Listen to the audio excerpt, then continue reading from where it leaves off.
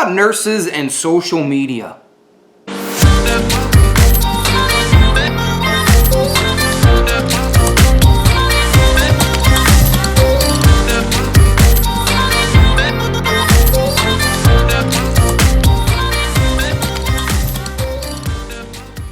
Quick thoughts on nurse bloggers and social media. Had a couple tribe members reach out to me over the past couple days, maybe the past week, asking about, like, they're interested in creating a blog or starting a YouTube channel. They want to create a website. They want to start sharing their experiences utilizing a variety of social media platforms. Some members have been interested in Instagram. Others are interested in creating a Facebook fan page. At the end of the day, these tribe members are interested in sharing their knowledge with the public. But they are a little worried about this thing called HIPAA. They're worried that they've seen other nurses who have been fired, lost their jobs, unemployed, because they shared something inappropriately online and they lost their job, their livelihood.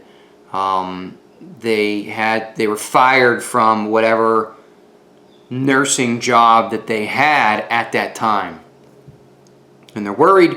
They're a little shell-shocked, and they're gun shy on. They want to share their experiences, but they also kind of need to keep their job. So what do? What do you suggest? I've been doing this a long time. I'm one of the old school nurse bloggers, nurse influencers who I've been sharing my online experiences since 4, 2, 3, 5, 6, so almost 15, almost as long as I've been a nurse, just about 15 years, at varying levels.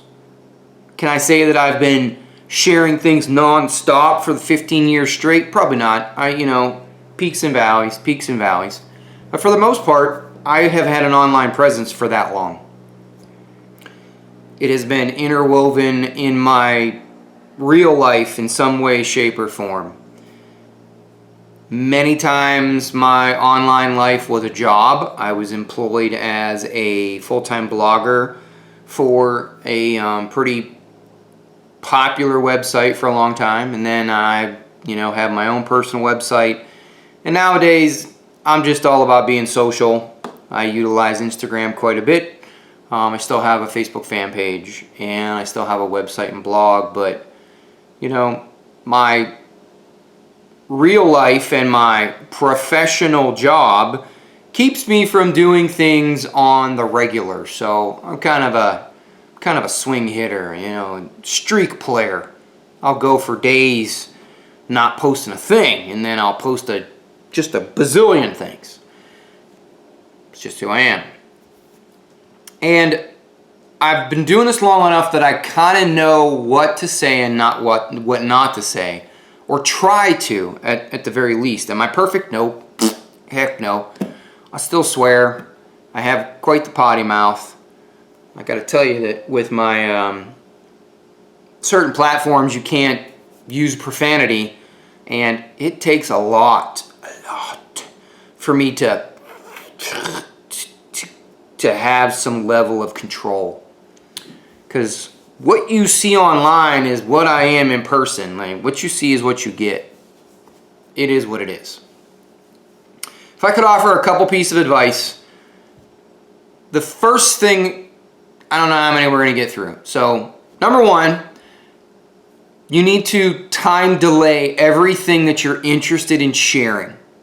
Period. A lot of us will finish our shift or go into our shift kind of emotional about a certain experience, and we'll take pen to paper, start typing on the keyboard, or we'll click record and we'll start talking about all the things that we want to share. And then you have this desire to put it out there immediately.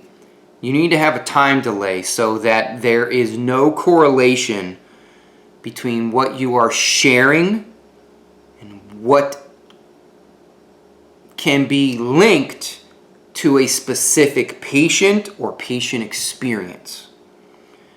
It only takes a little bit of sleuth work, a little bit of digging to figure out where, who, what, when, why, if you post something right around the time that it's happening.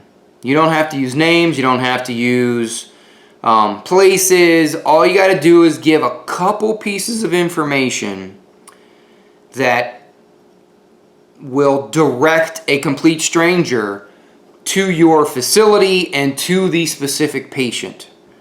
And I'm telling you just to trust me on this one. It only takes a couple pieces of identifying information, especially if you work in a small town.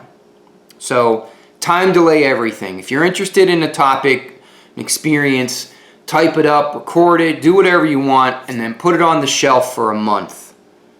Or at least a couple weeks. 2 weeks minimum. I mean, there's no science behind this. The longer you can wait, the better. Because then there's no way to directly correlate what you're talking about to a specific patient or patient experience. So time delay. And the second thing that I think about, and this is not an original idea, I stole this idea from Kevin MD.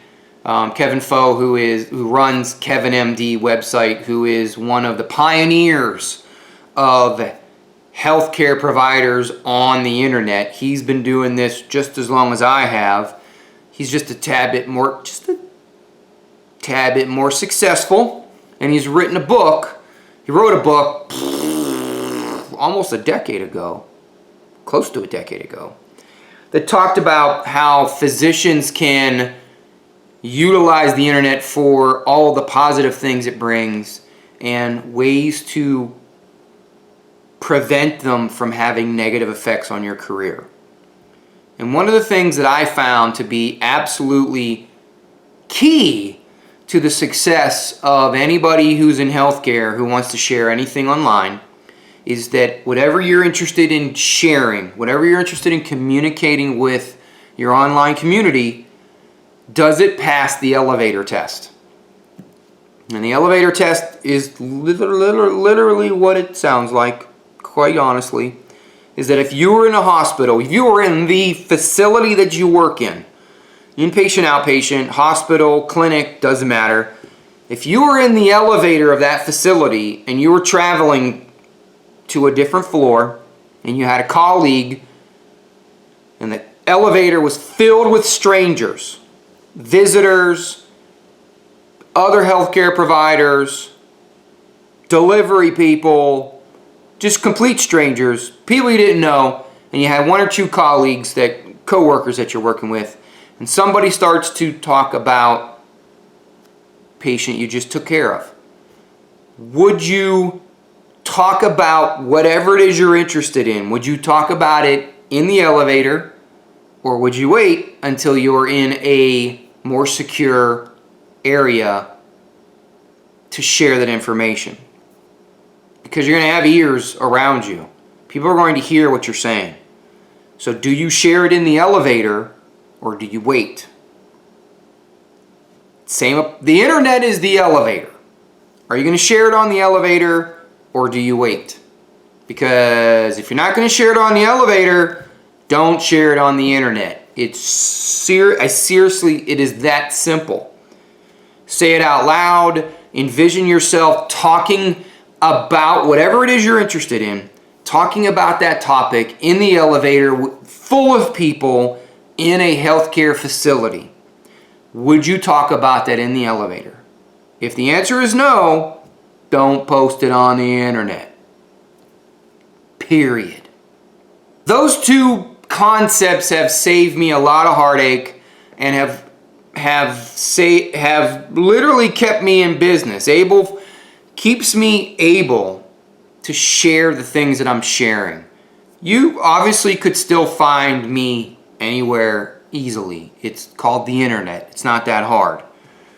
But I'm not violating any laws. I'm not violating federal law. I'm not violating internal policies and procedures because I follow those two very simple concepts. And if you were interested in sharing any of your knowledge online, I suggest you do the same. Daily Sean, I'm out.